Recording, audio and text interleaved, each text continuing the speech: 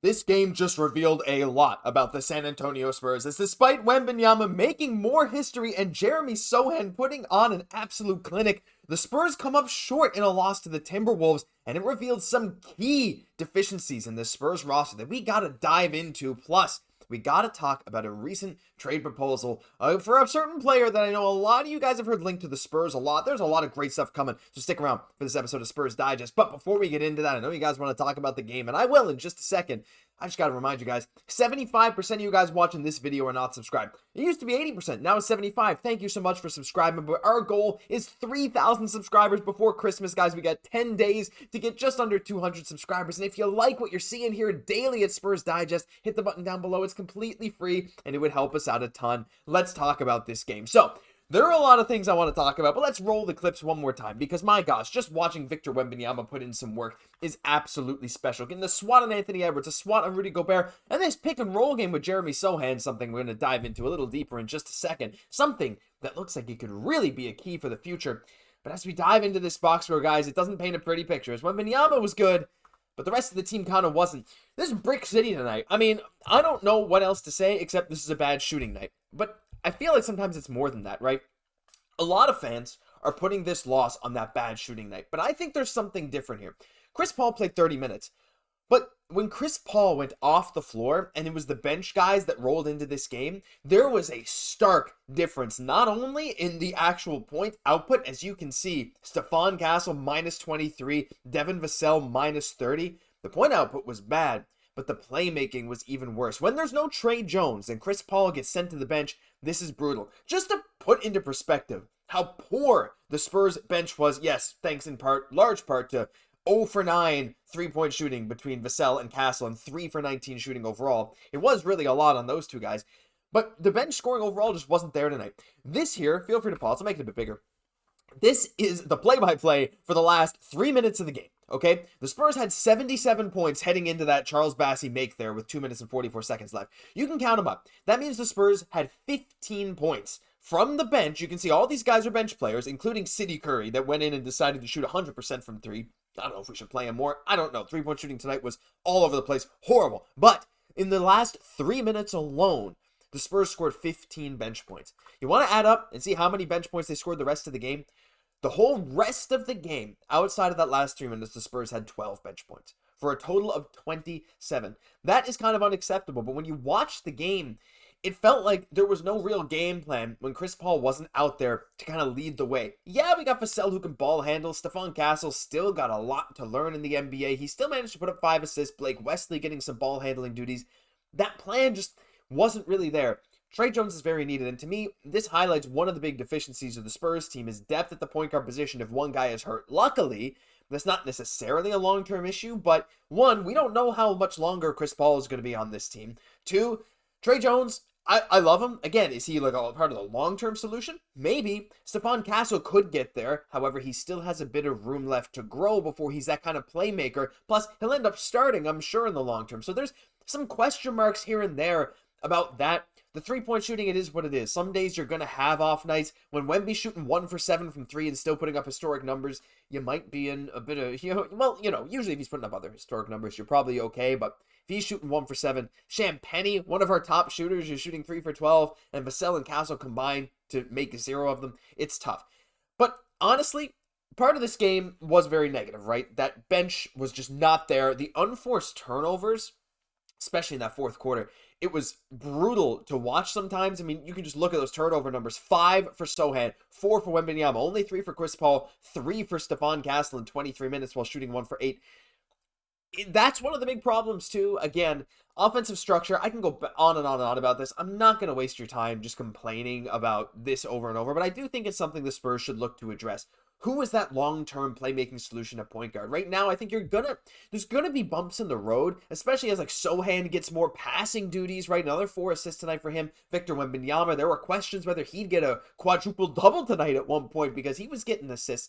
there's going to be a lot of guys who can make those plays, but it's very clear that the team works at its best when Chris Paul's on the floor making those plays, being the floor general himself. So we'll see if the Spurs want to dive into that more in the long term, but I want to talk about something else in this game, and that is Victor himself, because Victor did something very historic again tonight. So he put up 20 points, 12 rebounds, 5 assists, 7 blocks, despite the loss, right? So I was like, man, that's pretty crazy, right? Those numbers, they're not like once in a lifetime numbers, but they're extremely rare to put up something like that. I was like, man, well, how often does this happen, at least over the last little while? So I went to StatMuse, one of my favorite websites, and I was like, well, let's just see how many happened in the last calendar year. You can count them up. In the last calendar year, there have been 13 instances of a player getting 20 points, 12 rebounds, at least 5 assists, and at least 5 blocks. Wembanyama has 8 of them. He has 8 of the 13 in the last calendar year. The other names being Anthony Davis, Scotty Barnes twice, Zion Williamson. And by the way, shout out Jonas Valanciunas for a week ago putting up 20 points, 12 boards, 5 assists, and 5 blocks versus the Denver Nuggets. I did not realize Valanciunas had that many points in that game because I'm pretty sure they won, because there was a big talk about Jokic in that game having historic numbers. He overshadowed Valanciunas in that game. But yeah, JV pretty crazy. But still, Victor putting up these kind of numbers. And like I said, again, Victor doing this is going to help the Spurs. I mean, again, what was Victor today? What was he? -8. -8 in a loss that was much more than 8 points, right? This one comes down to the bench, comes down to Vassell, comes down to Castle. Not every game's going to be like this. Castle now, I would say, is also the front runner for Rookie of the Year because, unfortunately, we heard that news about Jared McCain being out. We don't know exactly how long with a torn meniscus. You got to assume on the order of at least a couple months. So Castle is shot up there, but some problems in this loss, but it's not all hope is lost, right? When Wemby's doing this kind of stuff and you know the problem in large part is just making your 3-point shots, you can fix that stuff. And long term, I don't think that's going to be an issue, and I actually think it's going to be good for the Spurs. So we'll move away from that game. Let me know your thoughts on that down below. I'd love to hear from you. But I just wanted to do a quick transition because if you guys know me, yeah, but everyone on this channel, me, Keenan, Brian, we love to talk about trades, right? But especially me. I love to look at these articles, even if they're completely ridiculous, and talk about these trades with you guys. I love to share this stuff with you guys because I love the comments that we see down below about this stuff. Some of you hate it, some of you love it, and that's what makes this so fun. So I'm going to dive into a recent one from Newsweek. Yeah, this is from Newsweek. But they put up a deal that would send, once again, Brandon Ingram to the San Antonio Spurs, okay? And Brandon Ingram's a player we've heard linked to the Spurs quite a lot, but I just wanted to go into this package. And because, look, I know at this point, the Spurs, like, they're over 500 at this point in the season for the first time in, I think, 3 or 4 years. So, like, I think it's 4 seasons.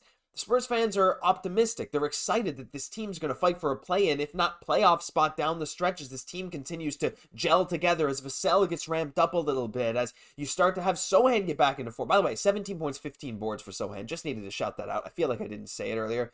That pick and roll is something I said I was going to talk about, and I didn't, but Victor Wembanyama, Jeremy Sochan pick and roll is S tier. Anyway, talking about the Spurs now, a lot of outlets are saying how the Spurs should make moves for a big name player to try and really push him over that edge.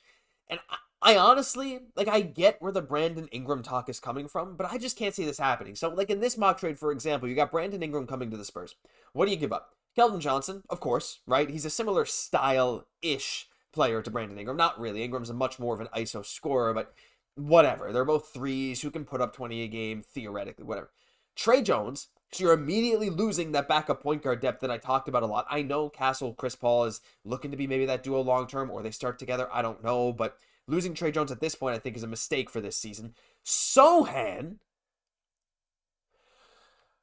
and 2 first-round draft picks, a 2026 first and a 2028 first.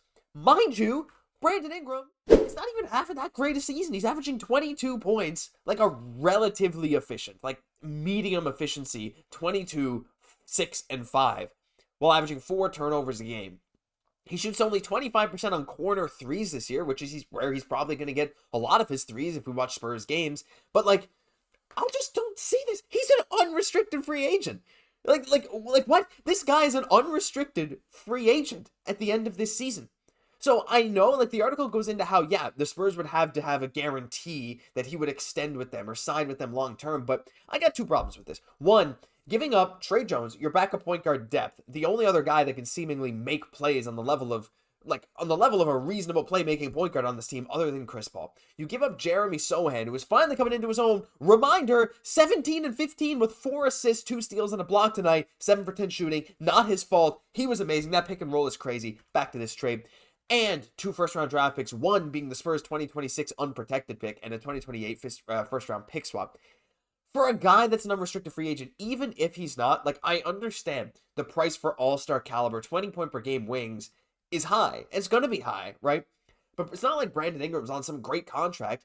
The Pelicans have no interest in extending him. I don't know if it's for personal reasons. I don't know if it's for basketball reasons. It could be a mix of both.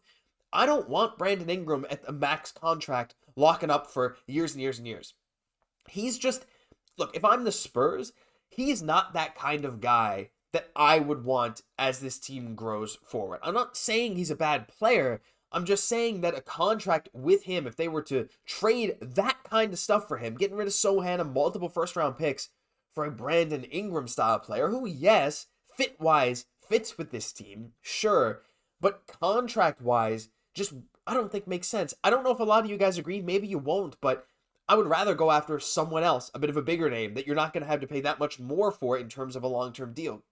Maybe an unrestricted free agent in a couple seasons when the Spurs are really entering their championship window.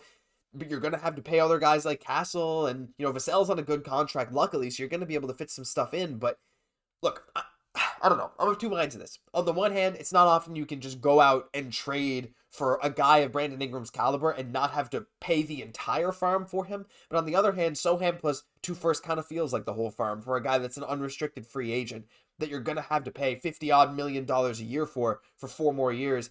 Not my cup of tea, but I want to hear what you guys think down below. Even if it's not Ingram, do you think the Spurs should look to make a trade for another scoring wing to fit on this team for the future? Let me know down below, but that'll do it for this episode of Spurs Digest. If you enjoyed, leave a like, comment, and subscribe like I asked you to the channel. If you're watching right now, just please go down and check, see if you've subscribed, because if you enjoyed this video and you haven't hit the button, I'd really appreciate if you did now. We got some great goals coming for the new year. I'm your host, Josh Gosse, and I'll catch you in the next one.